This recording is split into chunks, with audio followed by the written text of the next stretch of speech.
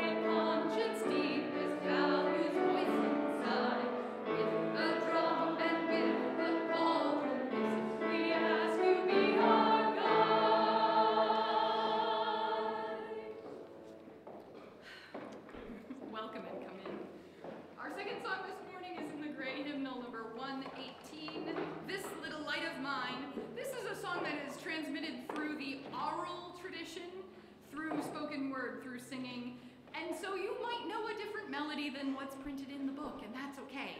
I want to invite you to bring your knowing of this little light of mine into this space as we share our lights together with 118.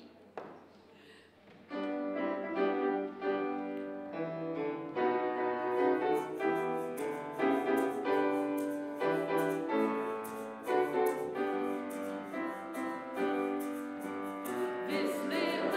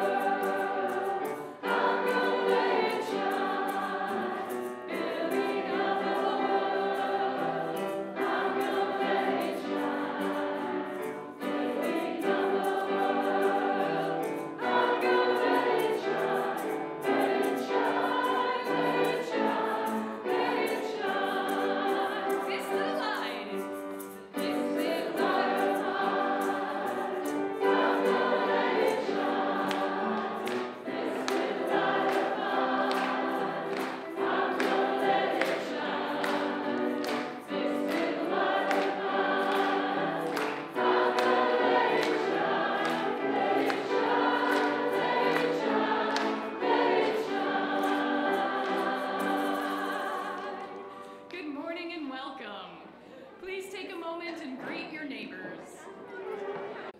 There is light, the same light as the source, the same radiance that is in all creatures.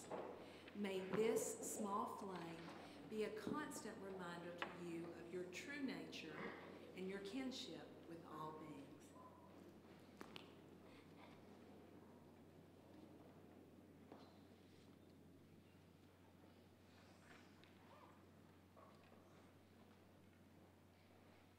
I'd like to close.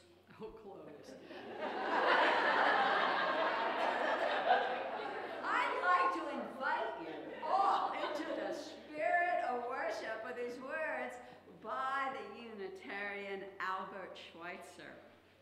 At times, our own light goes out and is rekindled by a spark from another person. Each of us has cause to think with deep gratitude of those who have lighted the flame within us.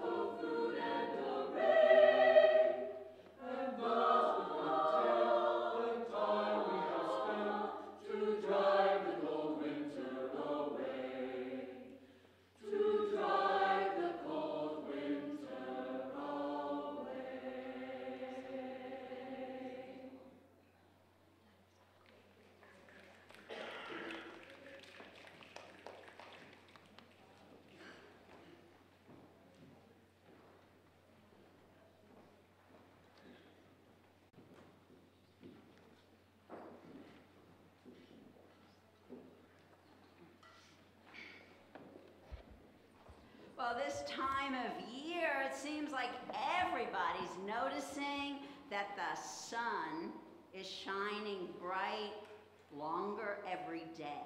Winter is halfway over, and people have always celebrated since time began this time of the year. Yesterday, the groundhog even celebrated by peeking its little head out of hibernation to see if winter was going to continue. And Catholics celebrated Candlemas. The pagans celebrated Imbolc. And so today we're going to just talk a little about, tell a few stories to help you see how that flame of light and love, healing, and creativity has been sparked in people's hearts, passing that spark along. So I'm going to start by once upon a time, a very long time ago, thousands of years ago. It was winter, and people in this little village in what's now Ireland, they had eaten most of the food that they had grown in the summer, and they depended upon their cow for food, to milk. And one morning, Mama got up. You know, they used to keep the cows in the house then. And Mama got up right there in the house and milked the cow, but the cow had gone dry. There was no milk. And as the day went on, the baby started crying because the baby was hungry, and the children got really sick of hearing the baby cry. They were a little hungry now to make a thing of the sun, like a little model of the sun out of willow. So they got some willow and they made this little model of the sun, and somebody is bringing one in right now, just the way they made it. And they hung it up in the rafters above where the cow slept at night. Thank you very much. Bridget's wheel. And the next day, Mama went to look at the cow. She had no hope. She thought it would still be dry. But she noticed that its udder was full, and so she started to milk it. And all of a sudden, so much milk came out, she filled a whole pail, and then another pail, and another pail. She had enough for them all to eat. She had enough to make butter. She had enough to make cheese, and then she had enough to feed the rest of the village. So, I have one sort of like that. We're getting to spring, we'll be getting to June brides, weddings, and a guy named Jesus.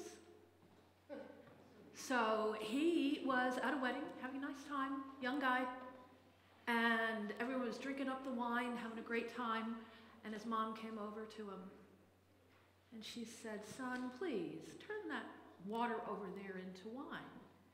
And he said, "Ma, it's not time for me to start my work yet.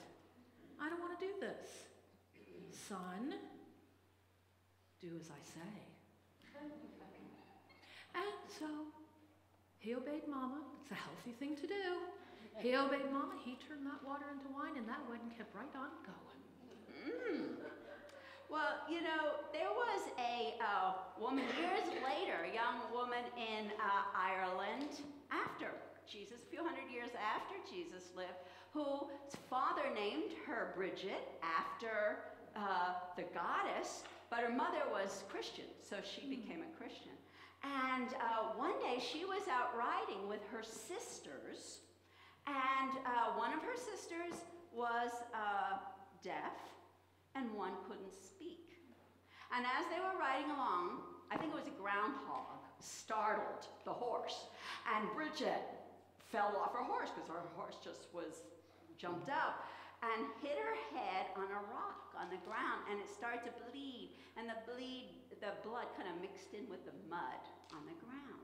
Well, one of the sisters jumped down to help Bridget and accidentally touched that bloody mud. And all of a sudden she said, "I can hear! I can hear!" She was so surprised, and Bridget noticed that. And she noticed that she had some of that muddy blood, her sister, on her hand. So she took that muddy blood, and she got up, and she said to her other sister, "Let's try this." And she put that bloody mud right on her throat. And all of a sudden, that sister said, "Oh my gosh, I can talk." So I'm going to stick with Jesus. He had begun his work by now, and he was going and talking to great big crowds of people. There was a wealthy man who was hosting him one day. It was very, very crowded. You know, people get really, really close to each other. And all of a sudden, Jesus turned around and said, "Who touched me?" And everyone was like, "Well, it's crowded." No, someone very intentionally touched me. I felt it. And a woman said very meekly, a little scared, a little nervous, "It was I. I have been hemorrhaging. I have been bleeding for years and years and years. And I knew that if I could just touch the hem of your robe, I would be cured. And he said, through your faith, you are cured. Well, Bridget did so much healing, just like Jesus did, that people started calling her a saint. And she stayed at this, which she made into a convent, but it was where they kept the eternal flame that Bridget used to keep burning. The goddess, she kept it burning into the Christian era. And she was always looking to see if anyone needed healing in the neighborhood. And so there was a man in the village who developed leprosy. Now, leprosy was this very painful disease in which on your skin you got all these boils and lesions and blisters. It really hurt. And she heard this. She took some water in a mug and she blessed it. She did a prayer over it. And then she gave it to one of the women who lived with her and said, would you go and you and the man can wash his skin and let's see what happens. So the woman did that. They washed his skin, and as they washed it, teaching, and there were some people there who had leprosy. People were afraid of those who had leprosy. They didn't know how you caught it. They were pretty grimy, grungy looking people anyway. And so a man approached Jesus who had leprosy, and it was like a wave. The people just spread apart to get away from him. And Jesus just stood while the man approached him. And the man said, please, give me your blessing. I know it will heal me. And what did Jesus do but reach down and touch the man? He touched him. That's unheard of. There was a gasp.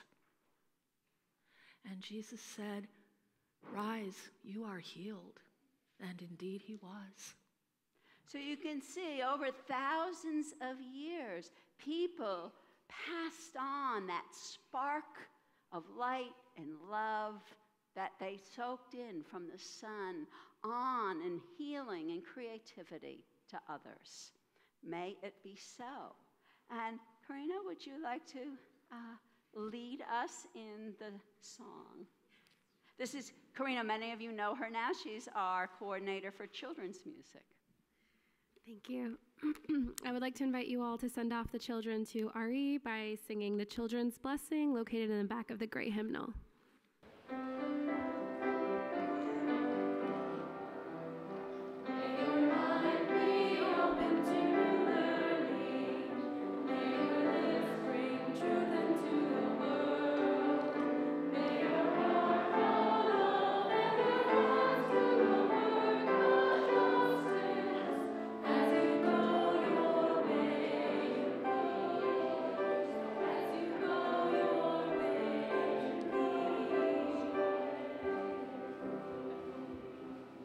Congregation, and it's my pleasure to welcome you here in the sanctuary and those joining us online to worship this morning.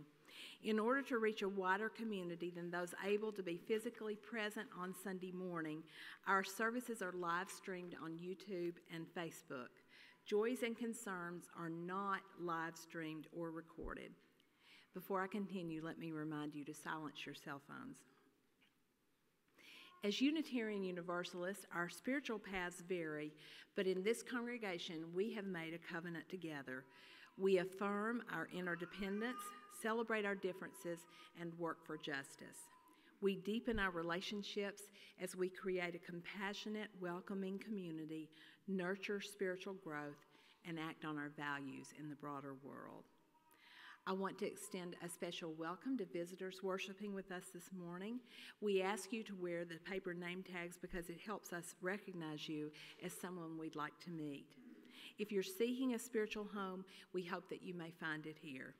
Whether you're new to Unitarian Universalism or visiting from another UU congregation, we invite you to stop by the welcome table after the service to have questions answered. People become members of this congregation by signing the membership book and supporting the church with their time and finances. If you are interested in joining our church, please talk to our minister, Gail Seavey, right here. Following the service, we hope everyone will enjoy coffee and fellowship in the social area, where you'll also find information about current opportunities for engagement and reflection. There are a number of announcements in the weekly bulletin, which I hope you'll take home and read, and I have one more to call to your attention. The Social Justice Committee is sponsoring conversations starting today to kick off efforts to renew our welcoming congregation certification. We will be discussing the new process and how we can engage in the process of welcome renewal. We will provide space for listening to help us identify areas we need to grow to truly become a welcoming community. You can look at the bulletin for details about that, but today's event will be from 11 to 12:15 in the KPEC room, which is in the lower level of the Morgan House across the parking lot here. Thank you very much.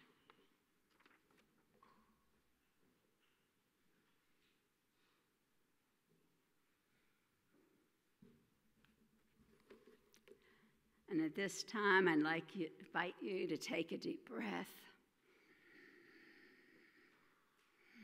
Bring yourself more fully present to this sacred space, inside and out, with that sun pouring in,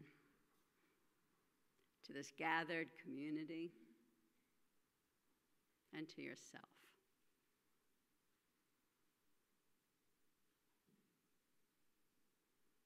As you become more fully present to yourself, you may become more aware of those moments from the last weeks or days or hours that you bring here with you, especially those moments that have struck your spirit at its core.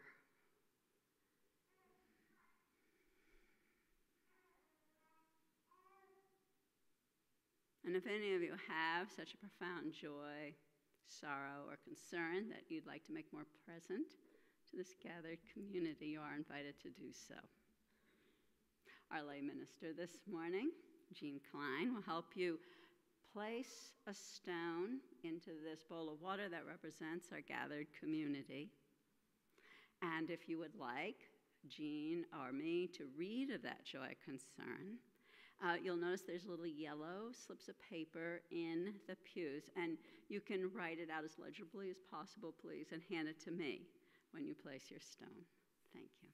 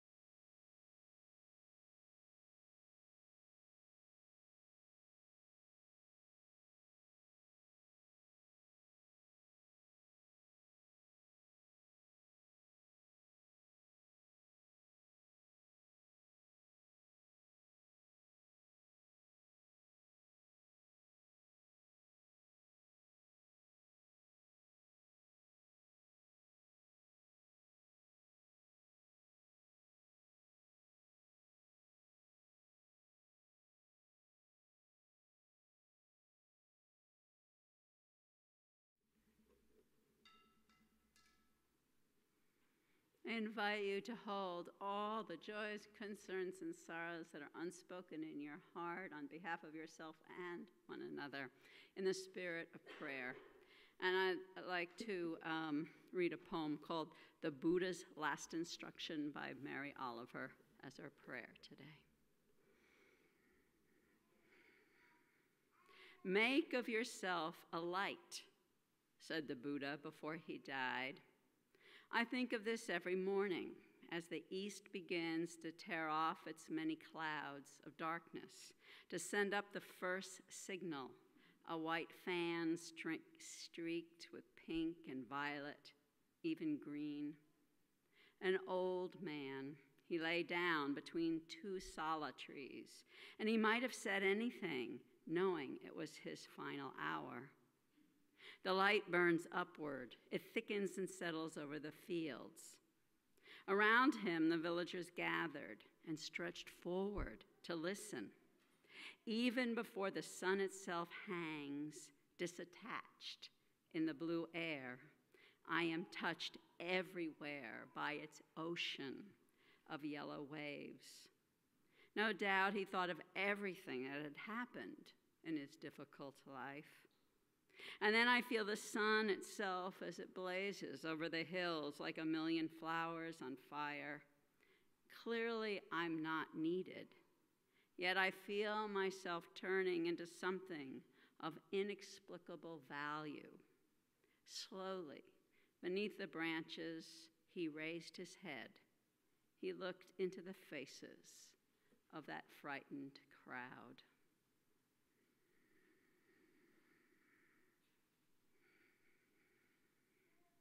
Make of yourself a light.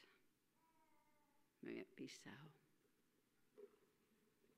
Money in the bowl, and that will be passed, but there's also ways to donate online in your order service. It will tell you how to do that from your mobile device, or if you're watching on live stream, please go to, on Facebook, go to thefund.org, and you can donate there. Now, as you all know, every month we share the plate with a mission that aligns with our own. This month we're sharing with Habitat for Humanity, and I'm delighted to be able to invite Mike Allen, their director, who many of you have met, and Haven Teklagorgas, is that how you say it? Teklagorgas? She's going to come up and correct me, so she'll tell you how to pronounce her name correctly. Thank you very much.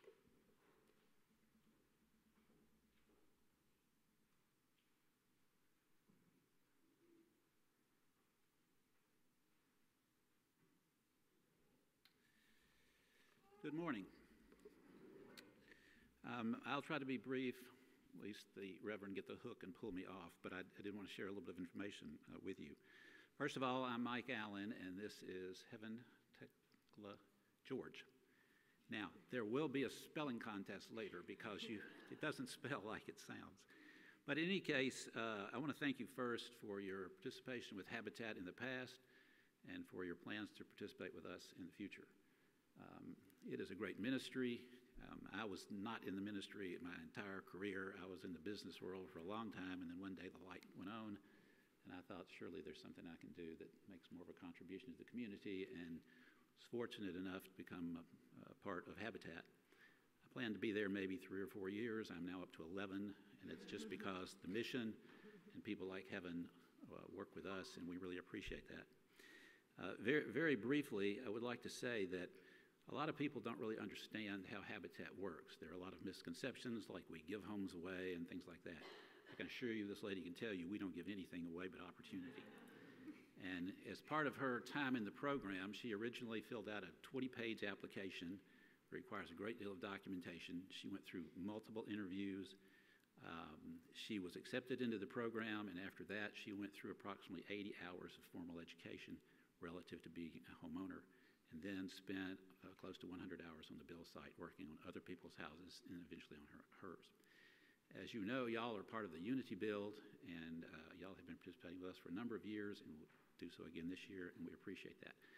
What we'd like to do is just let Heaven tell you a little bit about her experience. She actually moved in her home last fall after you completed construction of it, so she's been there about 3 to 4 months now, and it's been, I believe, a real blessing for her, but I will let her tell you about that. So will you just do that, please? Good morning. Good morning. First off, I would like to say thank you for being part of the Unity Build, the Habitat program, because because if it wasn't for you, I wouldn't be standing here right now. I would like to say it's been a life-changing experience. I'm 27 years old with 2 little girls, an 8 years old and a freshly 1 years old. So coming from where I came from, living at the moment, Habitat is like a blanket, a security blanket for all 3 of us. Like Mr. Mike Allen said, I had to work for it. It's not handed to me. It was a lot of sweat, literally sweat outside. Tears of, joy as well. In Nashville, you could say there's no affordable housing. It's going up every time we turn our heads. So being able to come into Habitat and knowing that I'm able to afford a home with 2 girls as a single mother, still working full time and able to have an affordable mortgage and, to live comfortable is beyond me. And I didn't think in a million years you could do that in Nashville 2 years ago. As well as the supporters that come out, literally hands-on. You guys are coming out and helping me put walls up, put windows up, and that means a lot in my home. The kids across the street actually signed a wood that was put into my room, in my closet. So things like that touch, that sinks in. Yeah, I'm able to build my home, and it's meaningful. It's the heart, the lungs, the kidneys are all put in by you guys coming out, supporting and sponsoring, and, it means a lot. It's not, and it's, I'm about to tear up, sorry. just seeing that you guys took your Sundays, your Saturdays off for them to come out and build on somebody that you don't know means a lot. It does mean a lot to me. Habitat. Sorry. Thank you. Yeah, you're welcome. And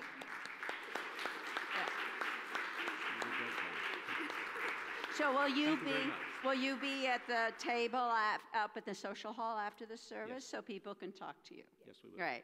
I want to thank everyone for their ongoing generosity. Thank you so much, Evan. Thank you.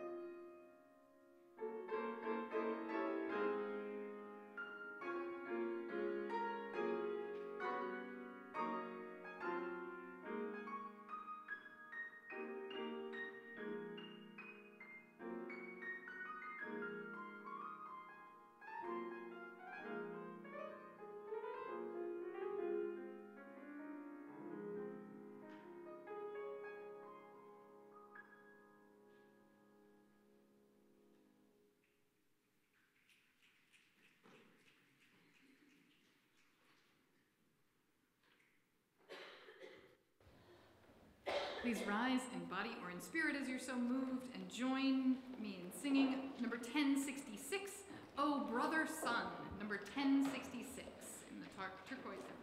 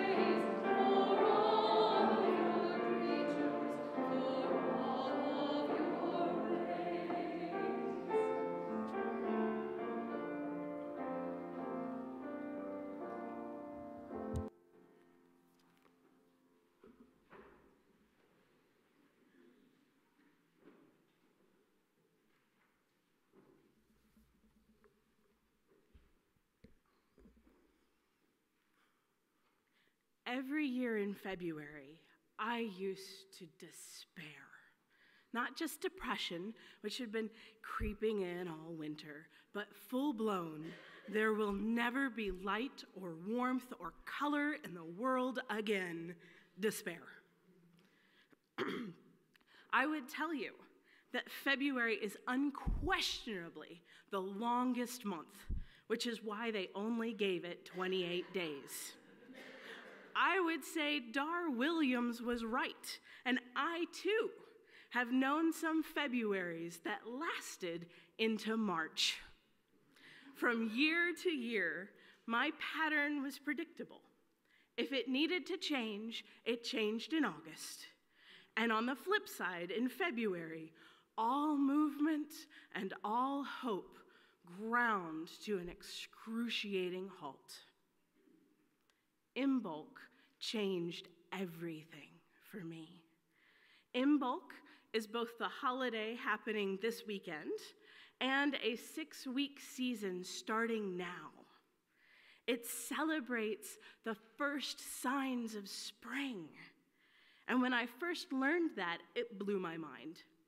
On a day like today, it's really easy to go, oh yeah, Imbolc, first signs of spring. It's warm, it's sunny, but it's not always like this. February is often dreary and cold and bare.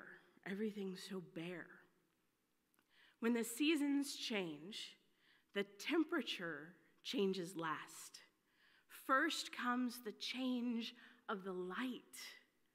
Right now, the light is coming back into the world. It's waxing stronger every day.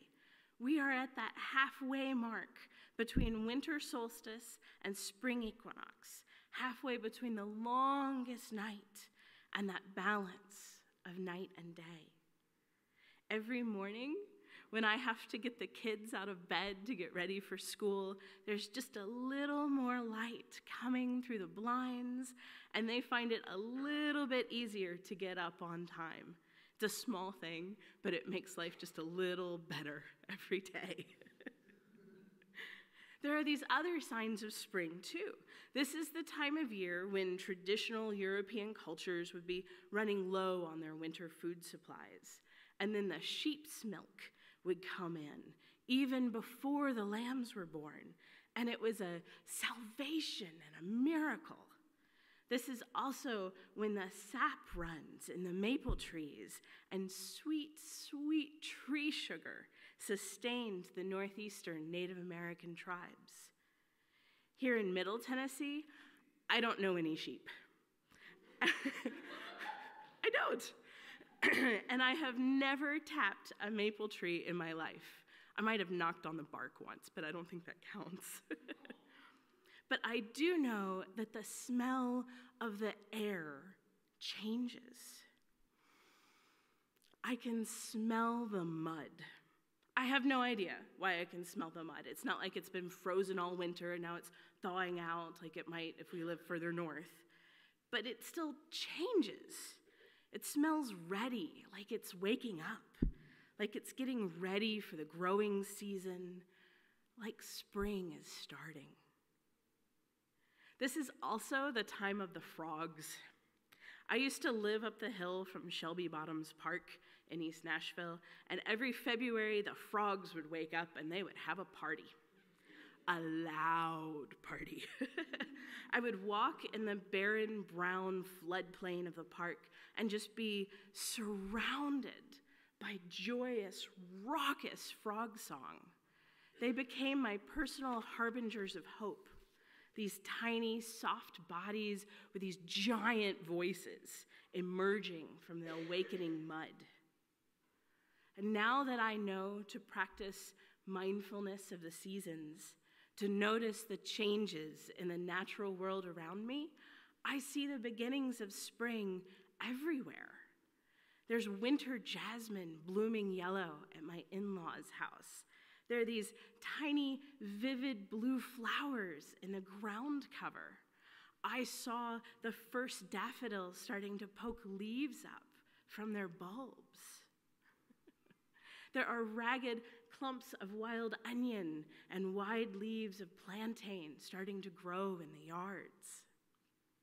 I go walking 3 times a week at Radnor Lake, and when I look into the woods there, right now there's this beautiful winter rainbow of tree trunks, these complex shades of gray and brown that just stretch back and up the ridge, and it's all these vertical lines. In a few weeks, the first wash, just a light wash of green, will appear in the undergrowth, and it'll add dimension and change that pattern. And that very first green is hard to see. It's easy to take green for granted in Tennessee, but our winter greens are more limited.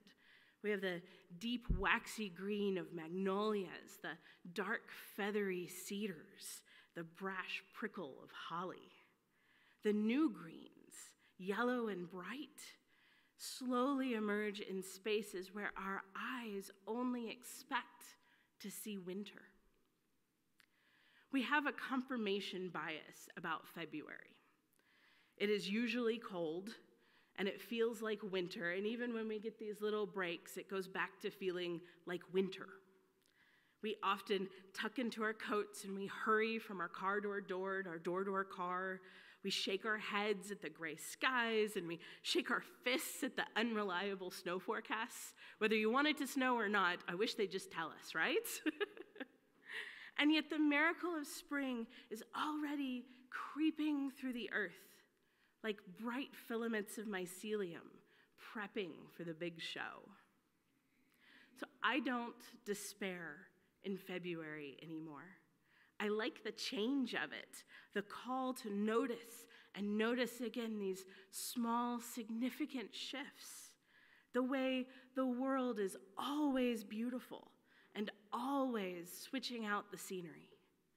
A few winters ago, I was so enjoying the simplicity of winter, where everything is stripped down to its underlying shape, that I even felt a little sad to see spring come. I had the thought, I'm not ready. And that was really new It made me laugh at myself because I never did well in winter before.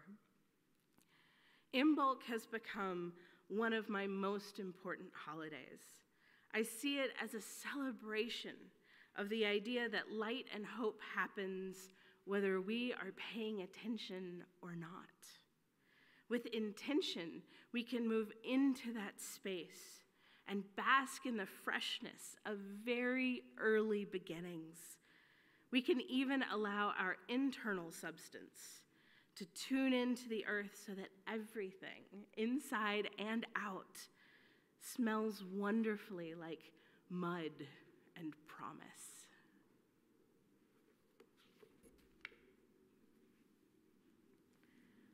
For our meditation today, I'd like to invite you to play in the mud. First, take a big, gentle breath. Notice the feeling of the air moving in and out of your body.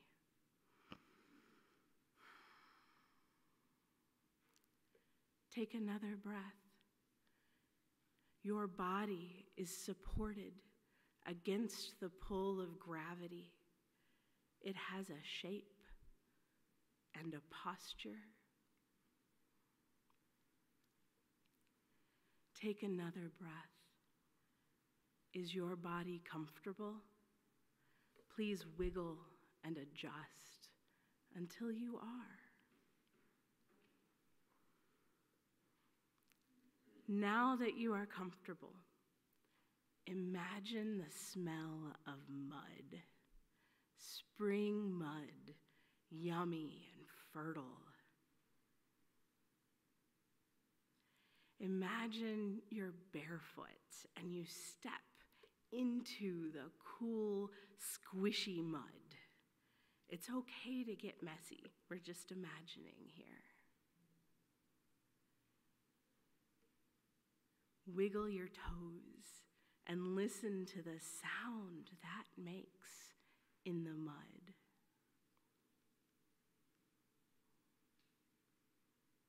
Stomp around a little. Feel the way the cool spring mud splashes onto your calves, maybe your knees if you're really having fun. The air is cool, but you've been playing and feel warm on the inside. Stop splashing and stomping and take a deep breath. Breathe in the promise of spring.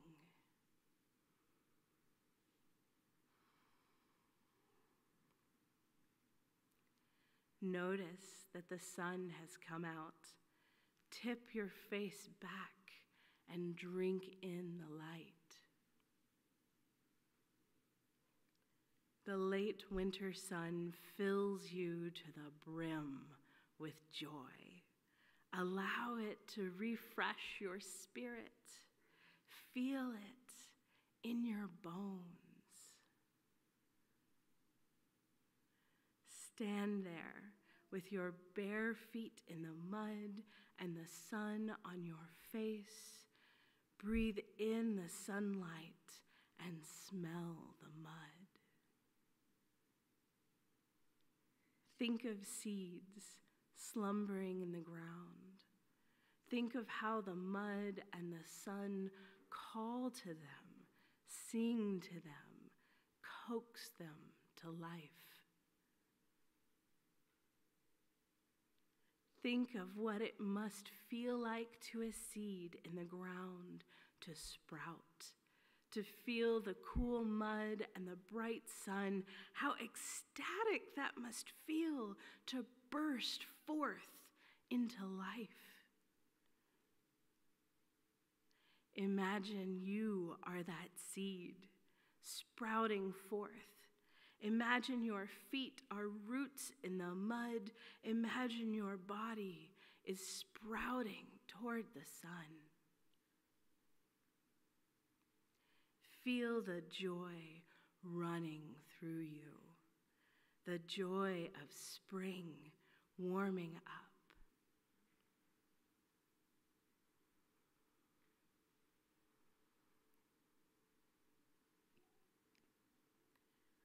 When you are ready, begin to come back. Start by wiggling fingers and toes, rolling wrists and ankles. Come back to this body, clean and warm. Notice the breath moving in and out. Remember the joy. Thank you.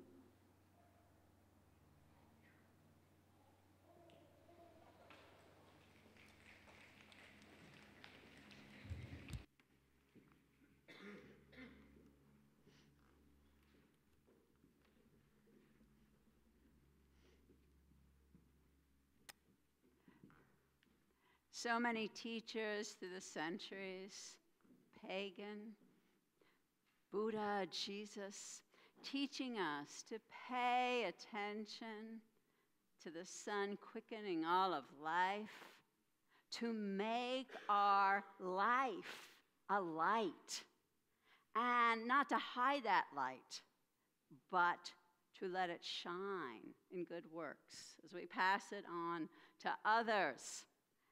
And it makes me wonder, well, that's nice, but how do you do that? How do you do that? Well, of course, there's many practices. They all teach, all of those traditions teach different practices. But a late poet who drew upon all of these traditions in her poetry, she has a line in the poem, The Summer Day. She says, I don't know exactly what a prayer is. Well, we relate to that. What in the world is a prayer? I don't exactly know what a prayer is, but I know how to pay attention. I know how to pay attention. Now, I listened to an interview of her just a couple weeks. It was to remember her after her death, but it was an interview that Krista Tibbetts did with her on Being just a couple years before she passed away. And Krista Tibbetts asked her, says, you write a lot about attention, paying attention. All of your work is really the results of paying attention. And you say you've learned a lot about paying attention over the years. Well, what have you learned? And she said, well, I've learned that if you're just paying attention, that you're reporting. If you wrote that down, you're just reporting. But I've learned that if you're talking about, you're going to write poetry, if you're going to write prayer, then you have to pay attention with empathy. Pay attention with empathy, or pay attention, I would say, with relationship. With relationship. So here we are. I'm going to use that as a working definition for prayer this month. Paying attention with empathy. Now, here in this congregation, we have we're all individuals. We're unique. We have different personalities, different beliefs. And people come to me for spiritual direction, and they all want, we talk about where they want to start with their practice. And of course, that changes over the years. But what I have noticed is that we all start in different places, and we all have the same goal. Some of us start with the body. We weave willow, we hang that in the rafters. We dance, we vibrate to the music, we reach out in healing touch. We start with the body. Some of us are developing a relationship with the body of the world. Other of us start in the mind. We might do mindfulness meditation, which doesn't have words. We might draw in structured ways to use the mind, focused study. Or there's a group of Unitarian Universalists in Southern California that have started their own holiday really based on Imbolc, although they don't really know about Imbolc or Candlemas, but they call it luminescence, and they do it in February, and they go through a ritual of mindfulness where they talk about recognition, reflection, looking at it again. How did they say it? They have some clever word for it. No, they end with renewal. Refocus and then renewal. Sometimes, of course, we do this mindfulness with words, with prayer, with the lyrics of our songs, with story. But we are having a relationship in those many ways with the mind of the world. But we're all working towards the same goal because, of course, you can't separate mind and body, can you, at all? We can't separate spirit, that spark and life in us, that spark that comes out as inspiration, creativity, the ability to heal and keep life going. In the end, we're all reaching out in all these different ways to pray to become integrated, to become one, to become whole with our own minds, bodies, and spirits, and the mind, body, spirit of the world, so that we can spark that light in one another. So, we're going to end by honoring the ways we celebrate with our body. 6 weeks ago, the sun was at its lowest point in the sky. The days were short, and we lit candles in the dark. Now, we light one another's candles and stand in a circle and sing in the night. Now, if you have been mindful, you've been watching the sun returning and sparking a new season of growth and life. And if you've been paying attention, you have noticed your own winter darkness being rekindled by a spark from the sun or another person. So today, we are going to repeat our winter solstice ritual of passing on the light. But we're going to do it in celebration that actually worked, right? No. That the light is returning, both the sunlight and the light in our hearts and minds and spirits. So please, ushers, they're going to come down. And I think I put a can here. They're going to light. Some of you know this drill. Some of you have been here on Christmas Eve. They're going to each light the candle. They're going to walk down the aisles and light the candle for the person on the aisle, and then you pass it on. Now, this is the big, high technology. Which candle do you tilt? What happens if you tilt this one? You might burn somebody. You tilt that one. When we're all past this down, we're going to, I'll motion for us to get up, and we're going to form a circle around the whole congregation. And then Chelsea and Jay are going to teach us a chant.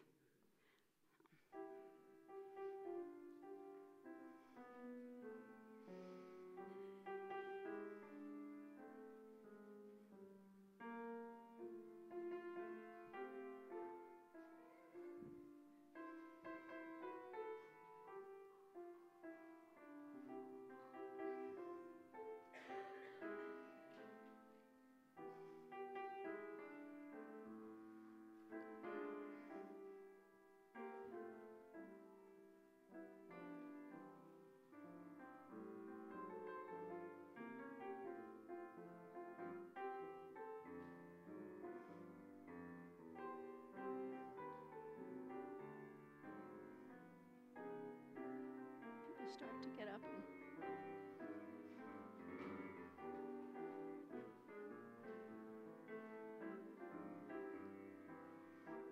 Do you need to be somewhere to lead the chant? Yeah.